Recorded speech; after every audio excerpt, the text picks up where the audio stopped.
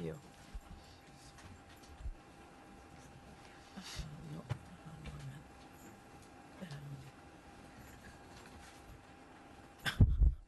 Oh my God. Slide Master, is that it? Master Views? I'm not sure. Are you good with PowerPoint? No. No.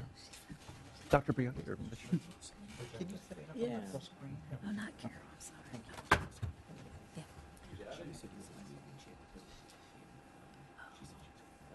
Very good.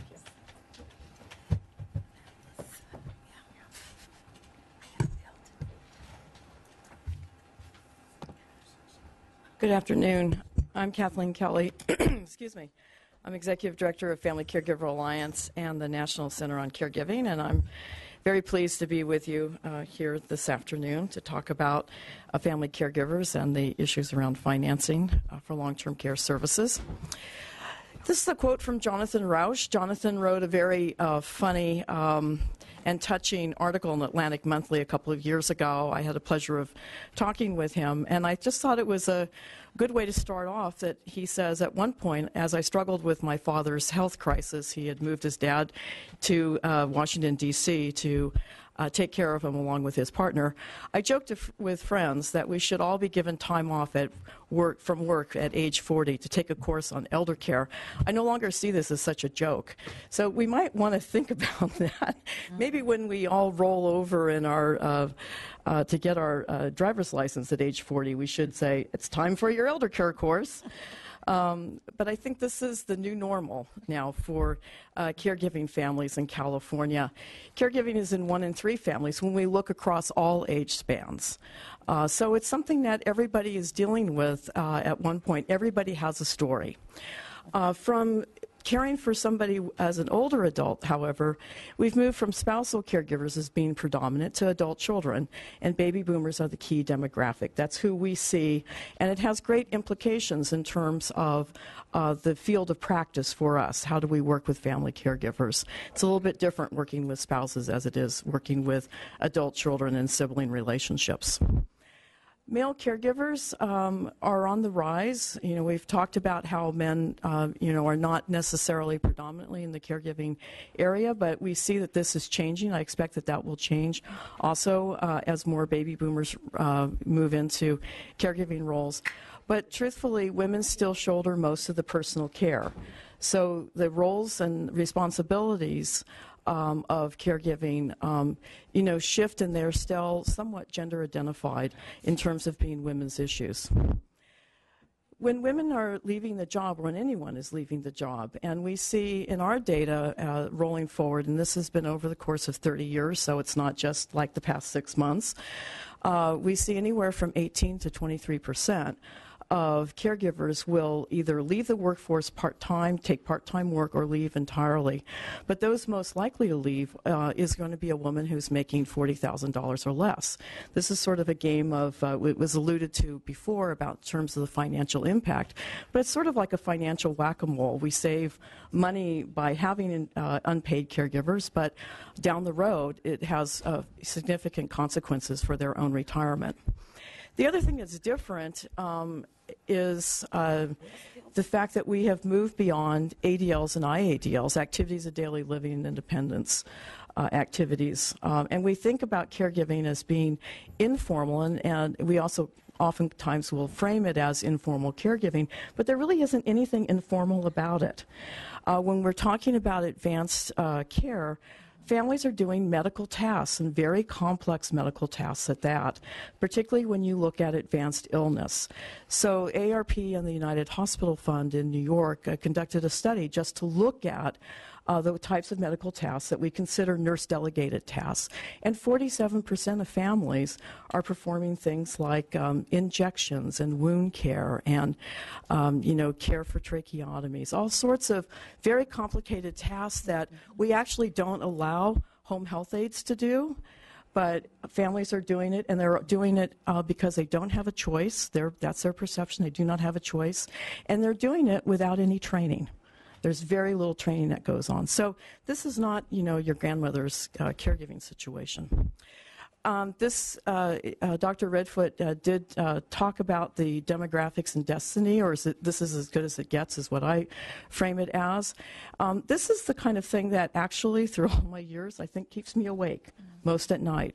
What's going to happen in terms of baby boomers aging out and needing assistance? Because there's a great big social shift that went on, particularly for women during this time frame. The majority of families are internet connected, and more than 50% use mobile devices. These are things that we track in our own work at our agency. How are people getting to know us? And they're getting more and more, they're coming to us through the internet for direct services that we provide in the San Francisco Bay Area. So who buys, who gets, and who gets lost? Who buys are people with higher incomes. Those that are in high net worth or high net value homes can sell their homes and finance their care through continuing care communities or assisted living, or purchase care in the home. Who gets are those that are eligible for, by virtue of income and assets, for in-home support services, adult day health care, and those kinds of services that are in the Medicaid waiver world. And then who gets lost, and I think it's been pointed out a number of times, the majority of Californians, that's the middle income. In particular, those that are in sort of the lower middle income, they have the least amount of choice and the least amount of options because of private pay. It doesn't mean, however, that families are not paying for care. On average, about $5,000 a year is done out of pocket by various family members to support and sustain individuals in their homes. The California experience, we have 6 million unpaid caregivers. We talked about the economic value. It's about $8,000 per caregiver in the state in terms of the value, if you want to do the math on it.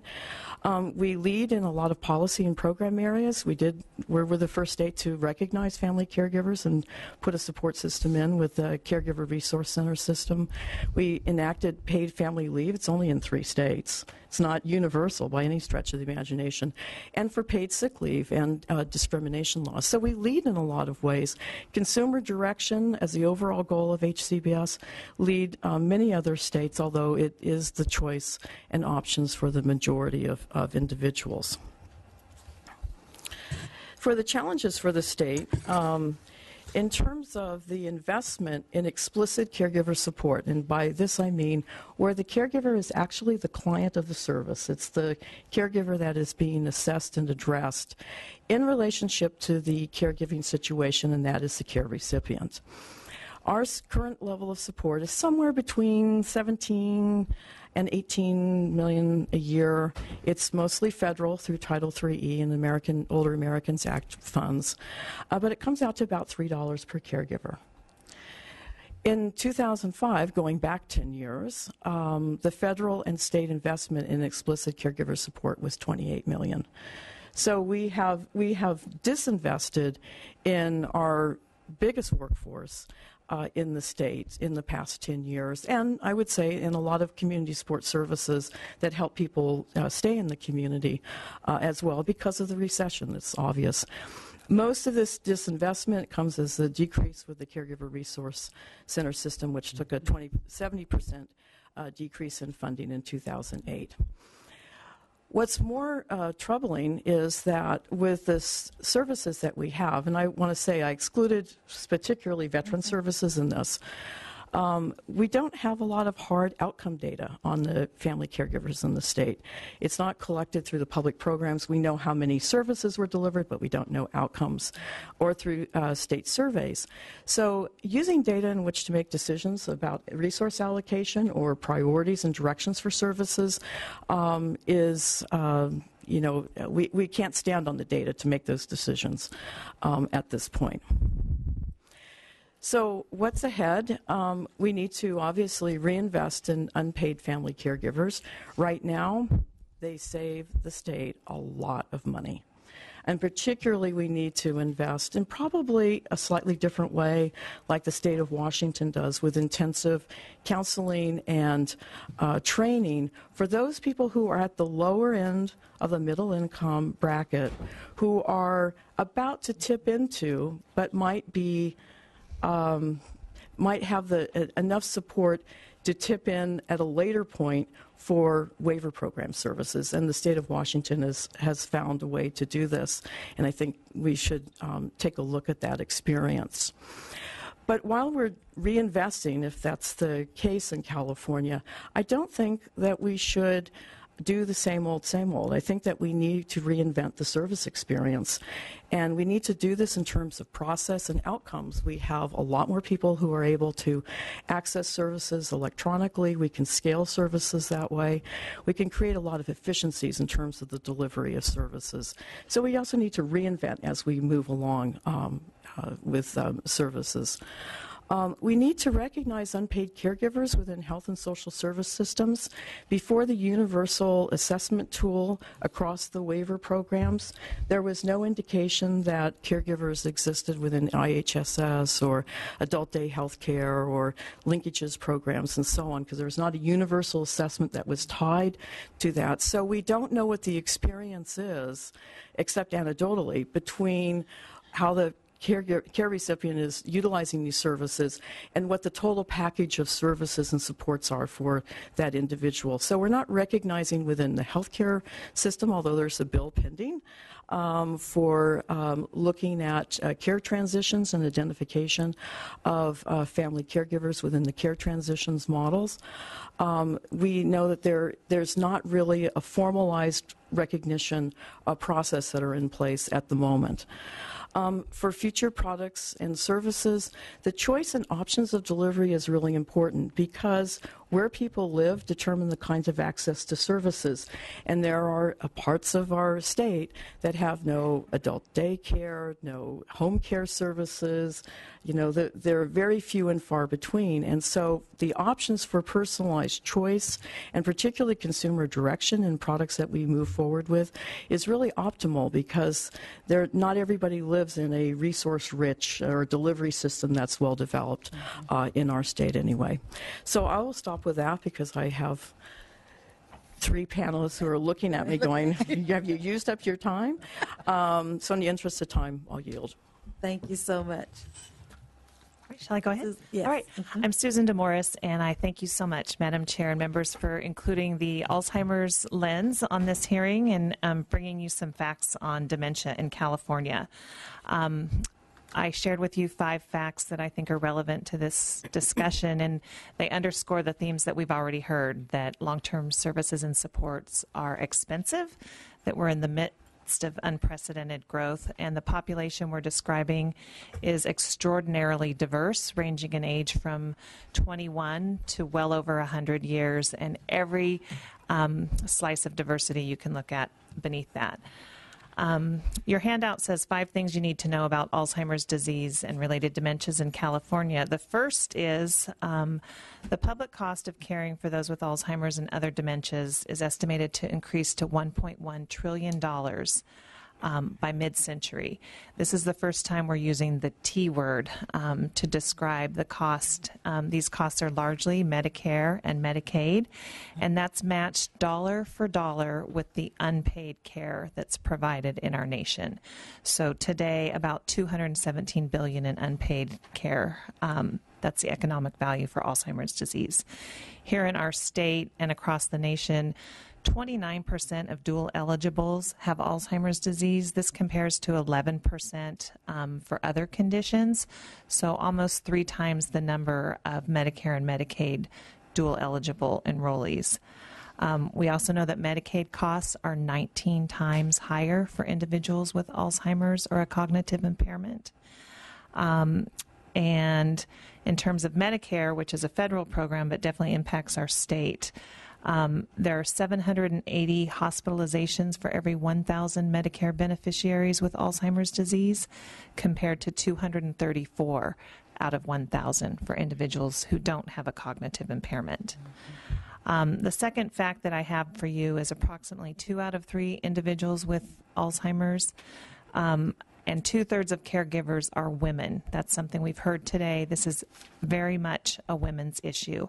Women live longer than men, so they're more likely. Age is the greatest risk factor for Alzheimer's disease, and they do provide the majority of unpaid caregiving to family members and friends.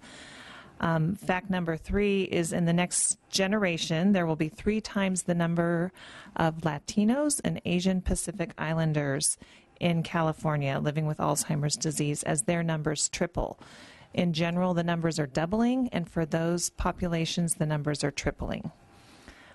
Your 4th fact is the number of Californians age 65 and older with Alzheimer's disease will increase by 42.4% in the next 10 years. That's just within this decade. Many of you members will be here in 10 years when that number happens. And that's about the population of the city and county of San Francisco. So imagine everyone in San Francisco with Alzheimer's disease in 10 years. And the 5th fact is Alzheimer's disease is the 5th leading cause of death in California. It claimed about 12,000 lives in 2012. And it's the only cause of death in the nation among the leading causes of death where there is that cannot be prevented, cured, or even slowed today.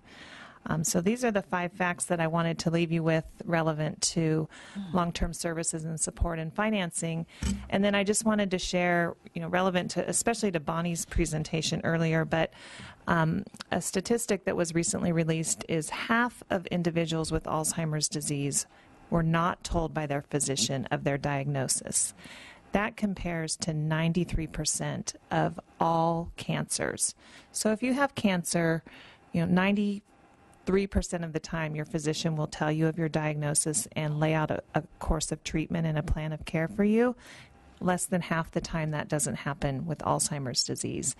And that's important to note here because in terms of long-term care insurance, there still is a lot of stigma around Alzheimer's disease.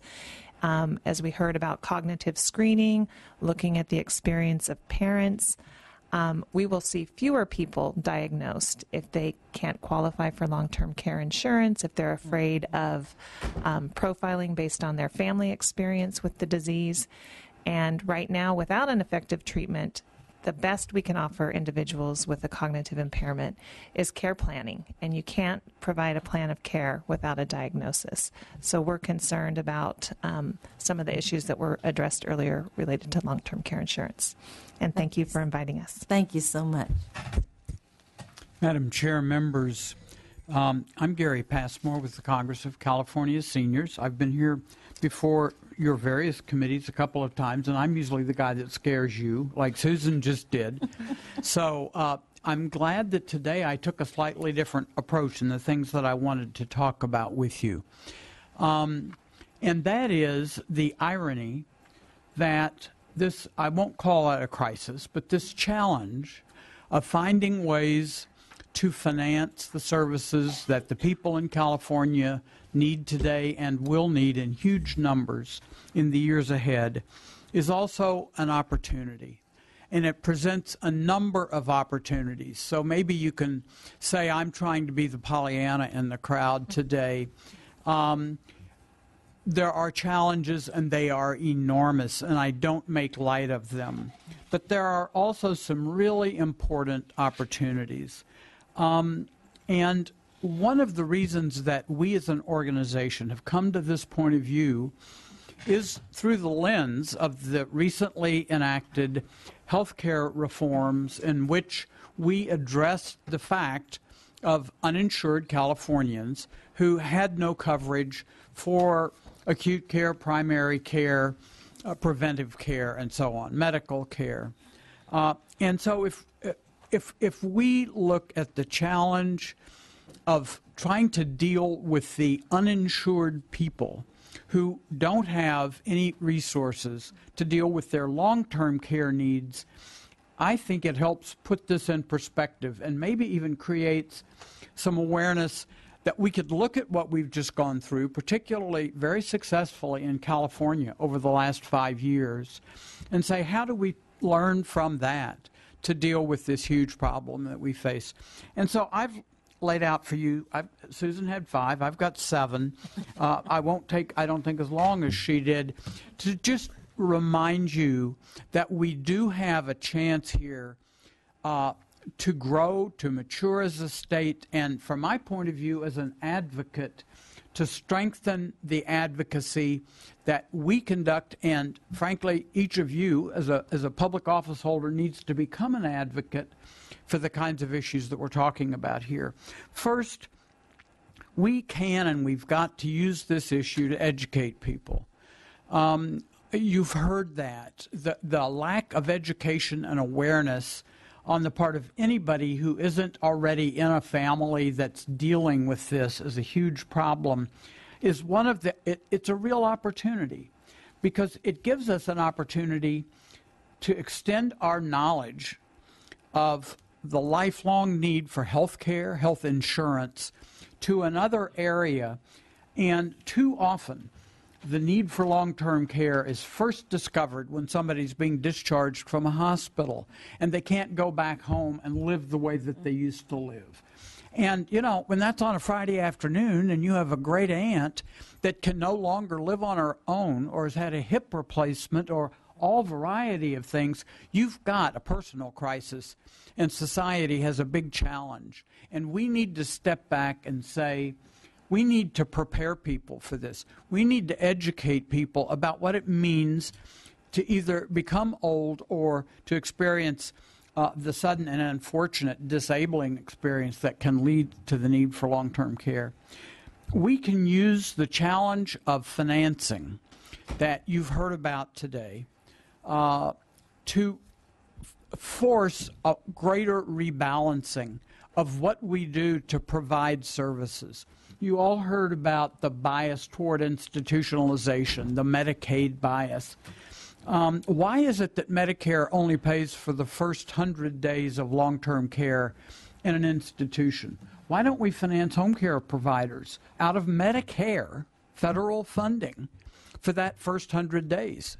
It's just pure institutional bias and discrimination. And we ought to be raising those questions here and in Washington.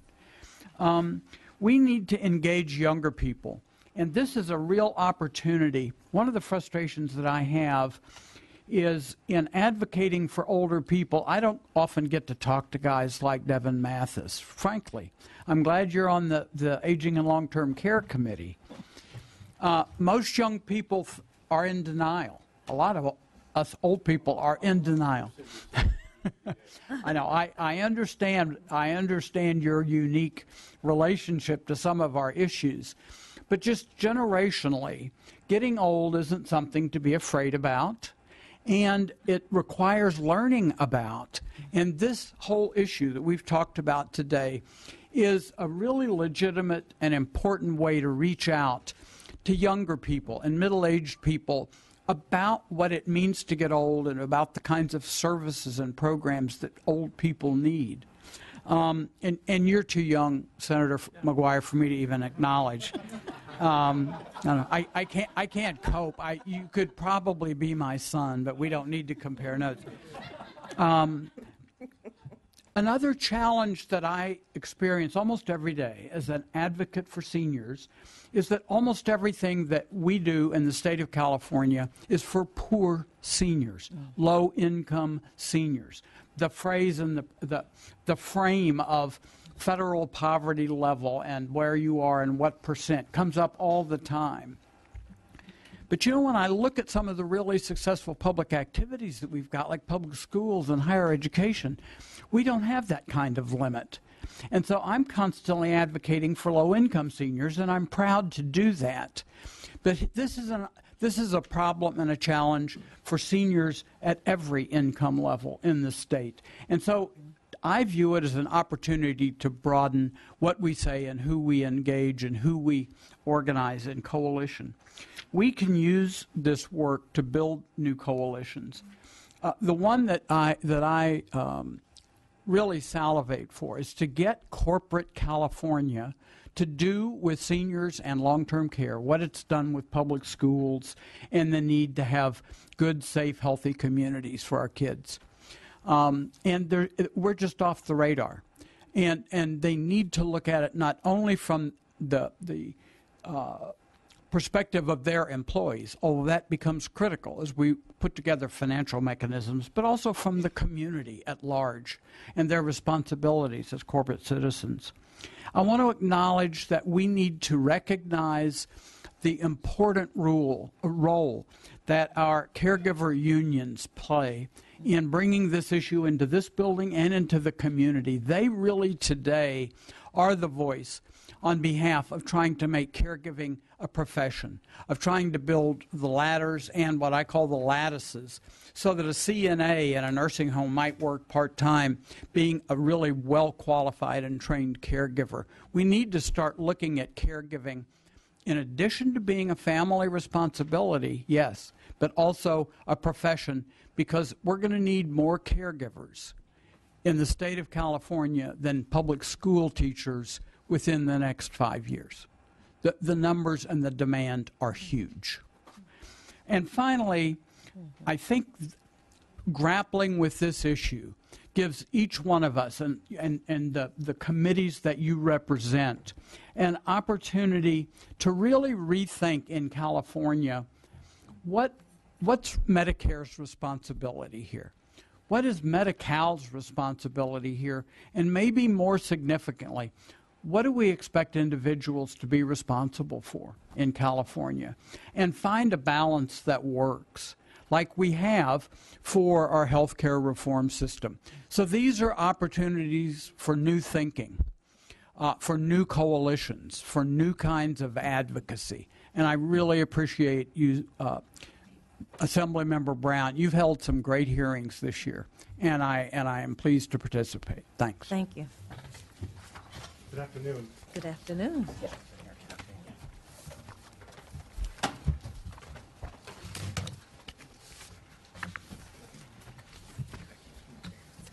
That's good. Good afternoon. My name is Tom Briuti, and I'm the president and CEO of the Institute on Aging in San Francisco. We are a direct provider of community-based services to 20,000 people every year, older adults, adults with disabilities, and their caregivers. We've heard a lot of facts and figures, and the challenge has been very clearly laid out for us today. I'd like to take a little different approach, and I'd like to put a human face on the people that we're talking about.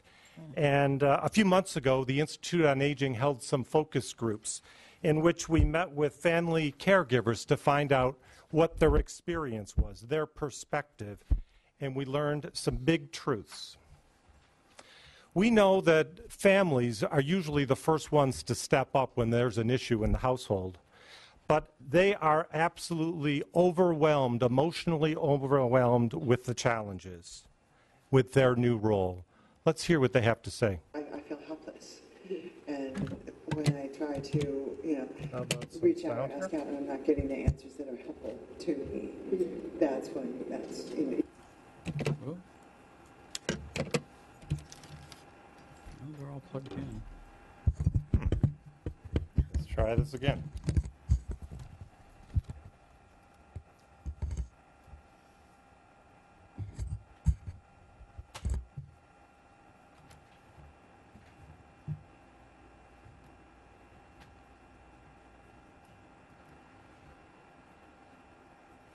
I feel helpless, and when I try to, reach out or ask out, and I'm not getting the answers that are helpful to me, that's when. Anybody hear that? Yes, we can hear you. Then I feel like they're suffering, and then I suffer too, and I think about it constantly. I had to manage his care, which I had no experience in doing.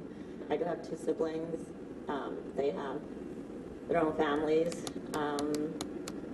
and they try and visit, but they absolutely don't share all the day-to-day things that need to be managed in terms of payments, specialist referrals, medical care. I don't want to say a burden on me because I love her to death, but too much responsibility. This guy hanging 10 here with the wave crashing over him on his suit. I mean, it just seems like if things continue the way they're going, that, I mean, I'm going to get consumed by the wave, so to speak, and just steamrolled or something. It's just too much there without any help. I want to make sure that I don't screw it up. When you're in there, if you make a mistake, you die. And I just feel like I don't want to have regrets later. And so to me, this is very important because she took care of me when I was a kid, you know? So I feel like I owe her a lot. One of its meanings is that sometimes I feel like life raft myself, like I had to throw my aunt a life raft, but it's not completely adequate. Like it's going to pull her out of the water, but then I don't know what to do with it next. So it feels like a lot of responsibility and kind of a heavy weight. I want someone to throw me a life raft. I want like a knight or knightess in shining armor to come along and say, okay, here's what you do next, and here's what you look into next, and here's how to have a conversation with your aunt and your cousin, and here are maybe some things you hadn't thought of before, like somebody to just come along and be my fairy godmother or something. The second big truth is once the crisis has hit, families don't know where to turn. For most families, there's been very little planning or no planning. And who is the life ring for the caregiver trying to navigate through the deluge of information, otherwise known as the Google fire hose? It's kind of scattered so far. Like I'm doing internet research and like trying. Right now, we're trying to get like a handle on what is even the world of possibility. Like is there a facility and there's in-home help, and is there anything else? Like trying to get a grasp on what the general solutions could be, but there doesn't seem to be like a knowledgeable, independent person who specializes in this who could help us. The third big truth, families quickly identify the middle gap. The very poor qualify for public funding, and the very rich can afford the best of care. But those in the middle are left to their own devices. Calling social services was completely alienating for me because they more than on one occasion insinuated to me that unless my mother was absolutely destitute, had absolutely no money, didn't own a house, that there was really very little that they could do for her. Yeah, she's very middle class. Right, exactly. She's not going to be able to afford this full-time home care, and yet she's not destitute enough to get the help from social services. So like, where does that leave you? So for me, it's very important that we never lose perspective of the people that we're here to serve and what this issue is all about. And so the two themes that came out of all of our meetings with them was really we need to reduce the fragmentation in the system, reduce fragmentation in service delivery and fragmentation in how we access services. There's got to be a simpler way to do it. And also reducing the government bureaucracy. So many different government agencies that touch long-term care and support services, and there is not a consistency of policy.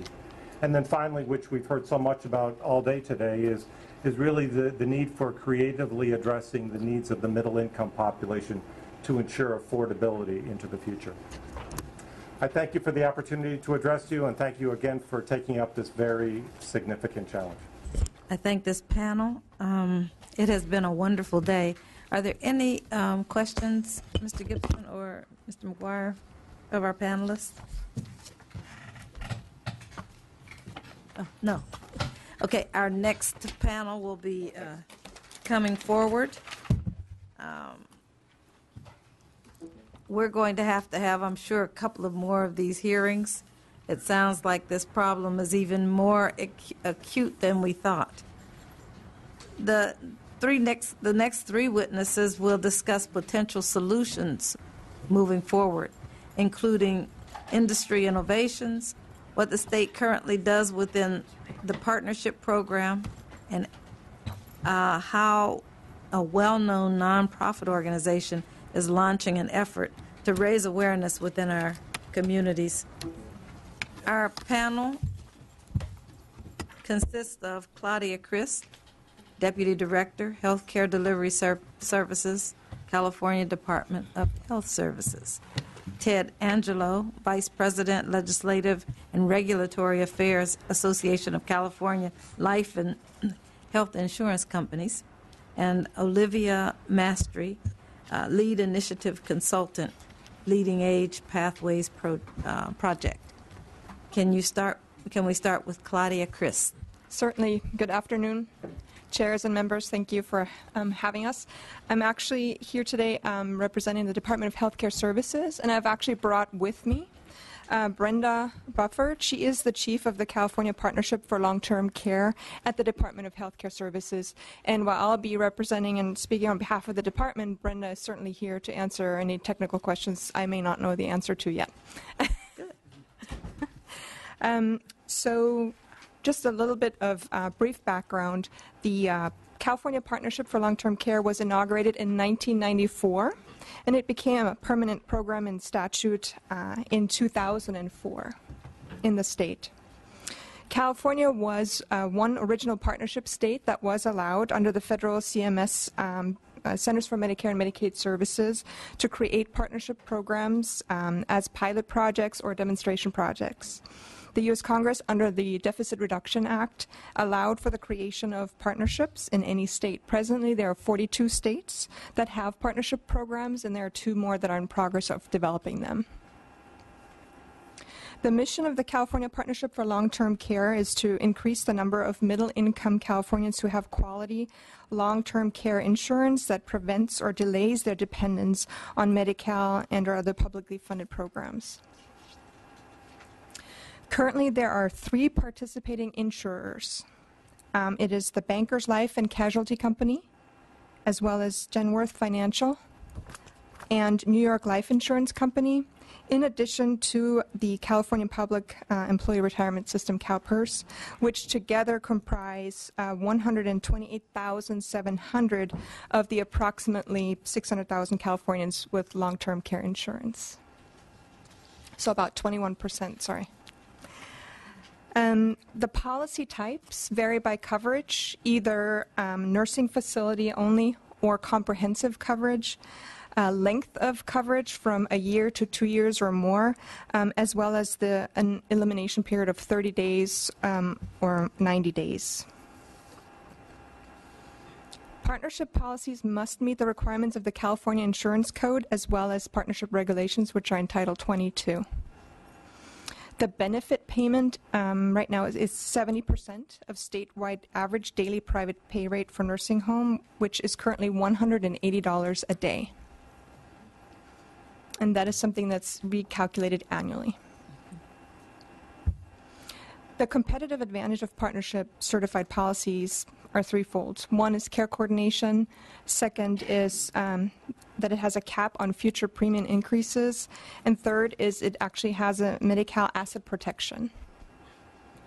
Under care coordination, in which care management provider agency independent from the insurer assesses, plans, coordinates, and monitors long-term care needs and services. They're taking on an all-inclusive and whole person approach to a person's total needs and resources to link them to a full range of appropriate services. The second portion, the cap on the future premium increases.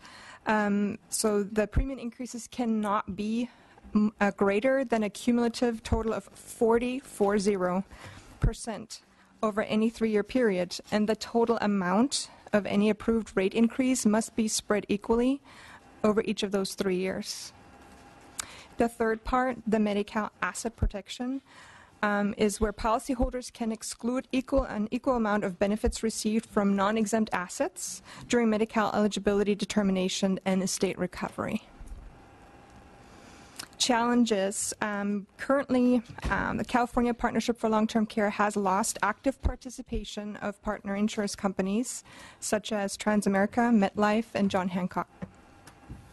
Their withdrawal from active participation is due in part to policy design barriers such as a 5% mandatory compound inflation protection, which creates a 200 to 300% increase in premium when compared against a policy with no inflation protection. In turn, policy design inflexibility, such as the mandatory compound inflation protection, creates premium levels that cause partner insurers to lose the ability to reach more middle-income Californians. As a result, partnership long-term care insurance sales have actually dipped from thousands sold per calendar quarter to hundreds sold per calendar quarter.